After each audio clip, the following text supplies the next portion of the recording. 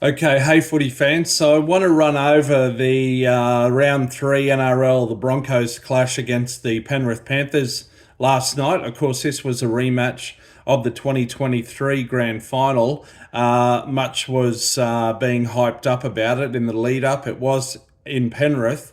Look, in the end, the Panthers won easily and fair play. They deserved the win. They were up 22-2 at half time. The second half was more even, two tries apiece, but they ran away with it.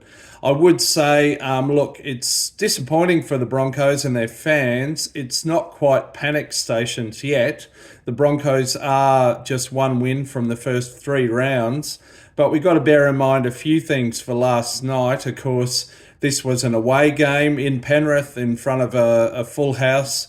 They were missing Adam Reynolds, their captain.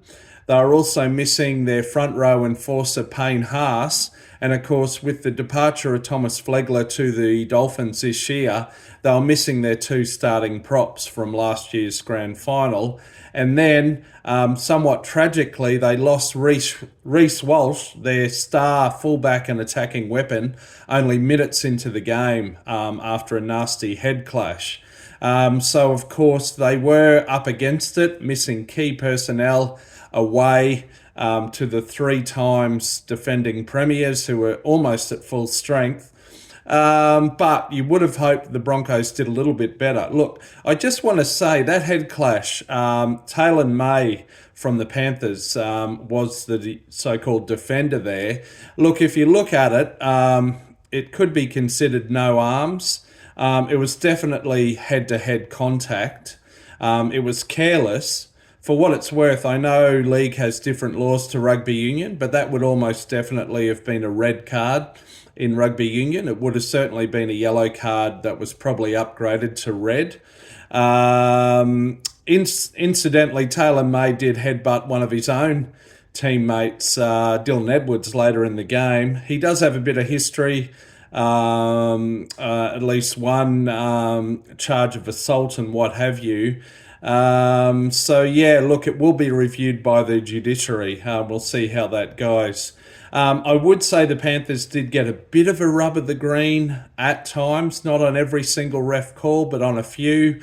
There was basically a double movement try from Kenny that was allowed for the Panthers in the first half. But look, these are just their factors. Again, the Panthers did deserve the win. There was an interesting turning point, and it came as early as the 13th minute. The Broncos were on the charge. They were making great ground in that particular set of six. It was the fourth tackle, and the commentators were recognising the fact that the Broncos were on the move and making great ground. Carrigan gives an offload to Corey Jensen, who spills a fairly regulation catch there. It's picked up by the Panthers. Soon enough, the Panthers get a penalty, I think, on the first tackle for Broncos offside at the play the ball. They charge up the field and score their first try of the game from the next set of six. I think it was Taruva. That really was a turning point, and sadly, it was pretty reminiscent of sort of things that happened in the last 10 or 12 minutes of last year's grand final. So that's something for the Broncos to look at there. I did also notice Tongo, the other centre for the Panthers, a bit dirty, a lot of pressing players' heads into the ground repeatedly at tackles. Not necessarily illegal, not necessarily great play either.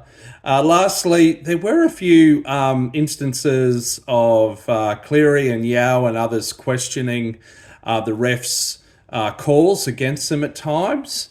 It did sort of give away maybe they're getting a bit of a sense of entitlement to calls going their way. And I would say broadly, sometimes refs are giving the benefit of the doubt to the Panthers. That's my impression.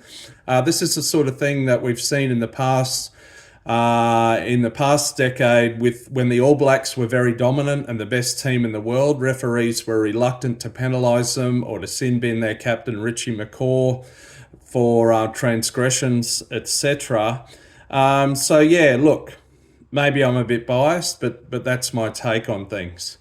But lastly, I just want to go over what is the worst and most disappointing aspect of the Broncos in 2024. And this may be part of the reason why they've only won 1 from 3 and lost 2 away games. Look, it's a disturbing trend, and I think it needs to be stamped out. What is it? It's the Broncos away jersey.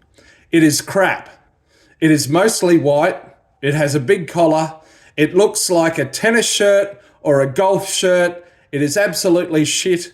It is un-rugby league. It has almost very little maroon in it, almost no gold. It's not good enough. It needs to be stamped out. Brisbane Broncos, you need a new away jersey. Remedy that and your form away will start to reverse. Mark my words. Okay, that's it from me. Until next time, catch you between the sticks. See ya.